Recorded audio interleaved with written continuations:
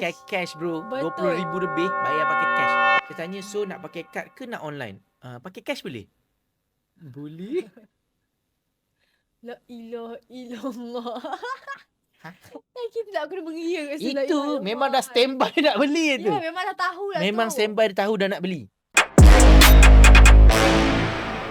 So dia decide lama sangat sampai dia tak nak dua-dua. Ingat tak? Betul. Sebab Karo tu ada warna kuning apa macam suka tapi macam tak nak lah. Okay. Lepas tu saya bagi dia LV Chanel tu pun dia macam tak nak lah. Padahal Chanel tu memang good deal gila tak? Chanel klasik RM15,000 tu. Okay. Saya bagi dia option. Dia nak Dio Karo kuning. Okay. Tapi dia macam dia macam Contemplating lah. contemplating dia macam nak tak nak. Lepas tu cakap macam ni lah. If you have the same budget, why not you ambil bag ni? Berbaloi. Saya memang nak sangat jual bag tu. Saya cakap ni good deal. Saya cakap okay, tak apa. Sampai dia tak nak dulu. Tak apalah next time. Lepas tu borak-borak dekat kaunter masa dia tengah nak bayar tu. Dia cakap, bag ni kalau ada hitam kan lawa. Ada je. Nak ke? Boleh nak tengok tapi saiz besar sikit. Okey lah boleh tengok. Saya bawa keluar. Nak. Macam tu dia turun nak. Dia pakai. Oh, ni okey ni. Saya tak bagi tahu harga lagi. Okey nak. Cakap ni harga dia. Tak apa saya nak. Harga RM12,000 tak. Okey cepat. Jom, korang kalau nak shopping ataupun jual handbag dan juga Rolex, klik link dekat bio. Jangan lupa follow.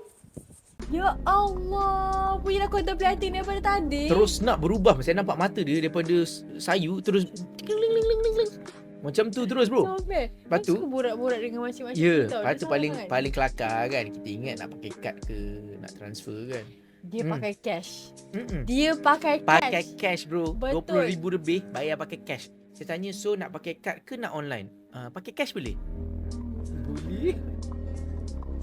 La ilaha illallah. Kita tak kena mengia kat sini. Itu memang dah standby nak beli tu. Ya, memang dah tahu lah Memang tu. standby dah tahu dah nak beli. Hoi, saya. Tapi serius, kalau saya ada gambar saya boleh tunjuk sekali. Tapi lupa nak ambil gambar. Tapi saya rasa Ada. Ada dalam live Rabi tunjuk. Tengok ni, klien kita tengah confused. Ada. Penuh sofa tu, imagine lah sofa ni ada 4, penuh. Biasa, tu normal lah. Tu normal maksudnya. Klien-klien kita memang macam tau. Macam treatment kita orang kat sini adalah klien-klien suka borak dengan kita orang. So borak-borak tu kadang-kadang kita orang lupa nak buat kerja. Yang banyak teli mangsa Rabi lah. Saya suruh cakap Rabi, bawa busy. Okay, keluar tu kan. Tapi dalam banyak-banyak tu biasanya kita tengok pattern. Banyak yang tak beli ni. Rupanya beli semua. Semua dia beli. Alhamdulillah. So Alhamdulillah Allah datangkan kita orang klien yang sangat-sangat baik. Sangat mudah. Tak ada hengki-pengki. Kebetulan. Jom shopping dan jual melalui Icon Lux. Jimat sehingga 70%, installment serendah RM5 sehari. Jual dan konsign item anda dengan kami. Cepat, klik link di bio sekarang.